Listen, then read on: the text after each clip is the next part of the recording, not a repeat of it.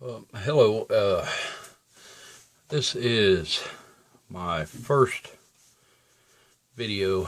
I'm going to do an unboxing of an SCCY, I understand stands for Sccy Industries CPX Model 2. I just purchased this today, and it is my first firearm.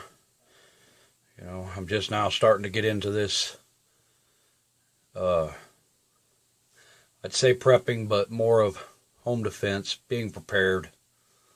You know, we've already gone a little ways into doing it, but this is my first home defense purchase. And I didn't have a lot of money, and I looked on the internet, and, you know, I was going to go with the High Point. You know, it was a lot cheaper. You know, I'd say probably about $100 cheaper than this one. But I didn't really like the weight of it. This one is a lot lighter. It's got that polymer frame on it, and then a stainless steel slide and barrel. So it makes it a lot less, it's a lot less in the weight of it, part of it. I'm told that that'll help, you know, have something to do with the recoil on it, but I'm confident that I'm strong enough that I can probably shoot it pretty well. Well, let me go ahead and get this going. All right. Oh, anyway, I did pay $259 for it, and after I bought a couple boxes of ammo, paid the background check fee and all that, you know. Of course, you know, it came to around $300. First thing I see here is looks like a coupon for a laser light or a holster. I'll probably get a holster for it. And this is a warranty, no questions asked warranty. From what the dealer said, you basically, doesn't matter what happens to it, what goes wrong with it, you send it to them or talk to them, they'll either, you know, give you the part to fix it or send it in and they'll fix it. But it's a lifetime warranty that goes with the gun. So if I ever decide to sell it to somebody, or, you know, of course legally sell it to somebody, the warranty goes with it. You have an instruction manual which contains all relevant information to the operation, breakdown, cleaning, reassembly, you know, parts list. It says prices, and I doubt I don't know, I may have to add that up and see if it all adds up to the same prices that I paid for the gun. I'd have to just buy the parts, put the gun together yourself. I think it might be cheaper that way. Huh? I don't know. I'd have to add it up. Who knows? But the one thing I did like about it is built in America. You know, their company is in Daytona Beach, Florida, which you can see right there. But I think I'm going to be okay with it, especially for my first firearm purchase. But anyway, let's put that aside. Looks like, from what they told me, these are two things you can replace the bottoms of the magazines, so it doesn't, you know, it don't stick out of the bottom of the magazine. It sits flush with your pistol grip. I don't know if I'm going to keep those. I'm not going to use these because I like this pistol, you know, that extra place for your finger. You know, I am kind of handicapped. It's not really, it's just a joke. At this, I haven't quite figured out why they do this, but apparently when they built the weapon, they fired one round through it, and this is the casing of the one round that they fired through it. So I'm not sure, like I said, why they do it, but I'll keep it just nonetheless. And like I said, it comes with two 10-round magazines and two keys for the trigger lock, which comes with it. They say that all Sccy Industry weapons, but from what I understand, this is the only weapon they make. I'm not positive of that, but anyway, every one comes with a trigger lock, which is cool with me. I'm good with that. Take the trigger release off, or safety off. Set that aside for right now. We'll set that over there. At first glance, I think it's a good looking weapon. I like it. It's really, compared to that high point I was holding in the store, this one was much lighter. Weights, I'm not positive. I'm sure the specs and everything are in there, but I'm not really worried about the specs. Who cares? Fact is, it feels good in my hand. With that extra, that's what I'm saying. I think I'm gonna leave this here, because not having that extra thing there, I mean, my grip's still as good as it always has been. I just don't have that other finger to give it that. But my wife and I are going to take it out to the range tomorrow and run some rounds through it. On the internet they've talked about it not chambering around, or you pull the trigger and nothing happens, you pull it again, it fires. That the spring is not strong enough on some primers. But we'll see. I've seen some reviews that say, shot some of the videos where they shot a few hundred rounds through it and never had a problem. But I've also seen some where they shot different rounds through it, so I imagine it might be the rounds that you use.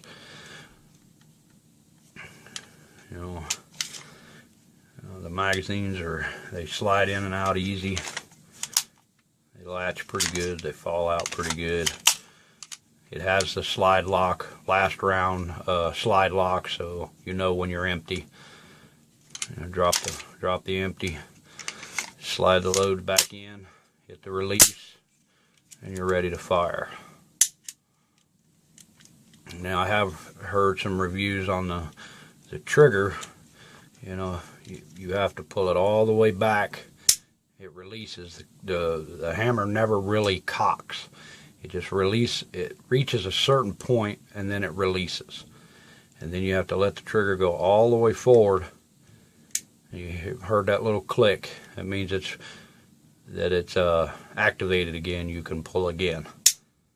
But you have to do that. I mean, I heard some guy say that the spring needed to be a little harder, so when you got to this point, that it would push your hand forward.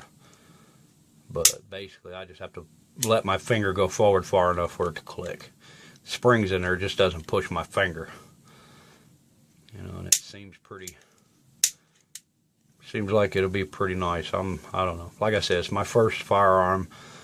I'm gonna go out and shoot it, and we're gonna go tomorrow, and I'm gonna put that on the end of this video, so you should be seeing it here in a few minutes.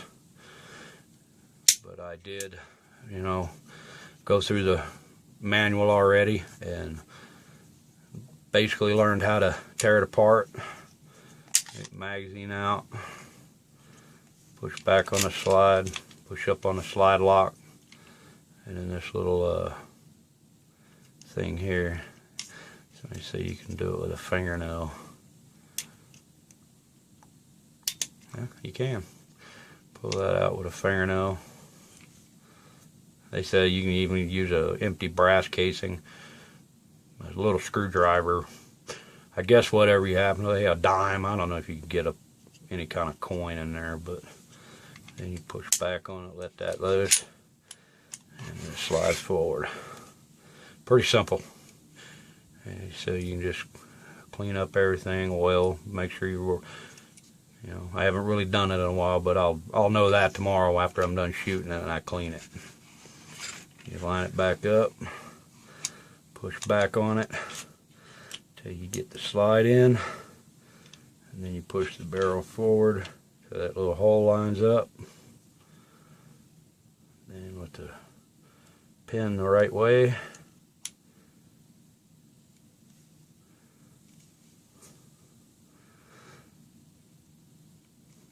I didn't get it lined up right. No, I pushed it too far. Or it just moved on me. Who knows? Who cares? All I know is it's lined up now. Push it back in till it clicks. It's good to go. And he said to release it. Try the fire, make sure everything's hitting. Down, make sure the firing pin is hitting the end of the firing pin. Try your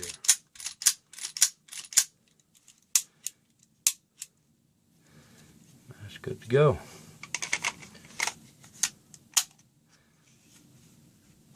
Now the ammo that we bought, like I was watching one guy. I watched a lot of his videos on a lot of different things, and he said that he thinks it was because of some of the different ammo that they use. Now I bought, because I didn't have a lot of money and I wanted to be able to shoot quite a bit, I bought the Blazer 9mm. You busy? I can't. And it's got the steel casings on it, which I did tell talk to the lady. I was talking about getting into reloading one day, but I'm not too worried about it right now, so I went ahead and went with the steel. It's cheaper. Don't know how much difference it's going to make, but I'll find out tomorrow. Hopefully it'll be good. I did see he had this thing to load magazines, because these are a little tough to get going. Put 10 of them in there. First 5 or 6 of them are pretty simple, but when you get down there and you're starting to compress that spring, it gets a little hard. But he had this little device, that little speed loader thing, that I think I'm gonna have to get me one, because if I want to shoot some rounds, I'm gonna have to be able to load this thing pretty quick. Maybe I'll invest in a couple extra magazines. Depends on how I like it. If I like it and it becomes, the gun I want to keep as my primary for a while until I can afford something bigger and better, or, bigger brand name. But, if I like these people, if I like this gun, I might just stick with them. I might just buy another one. Who knows? My next purchase is, I'm getting a bonus from work next month. I'm going to go buy an AR-15. I've been doing a lot of research on everything, just looking around, and my wife and I are starting prepping a little bit, and I'm enjoying it. It's a good pastime. I'm having fun doing it. These things are a little bitch to load sometimes, though. But like I said, it's still going to be a fun time. Me and my wife can get out of the house, and we're going to take our daughter, and I'll go down there, shoot off some rounds, see what it's like, have some fun, get out of the house. How's that? I work too much. I need to have some enjoy time. But I hope you enjoy my video. Like it if you do. And on the end note, I'd like to thank Sccy, Sensible Prepper, and I'd like to thank Chris Tanner from Prepared Mind 101.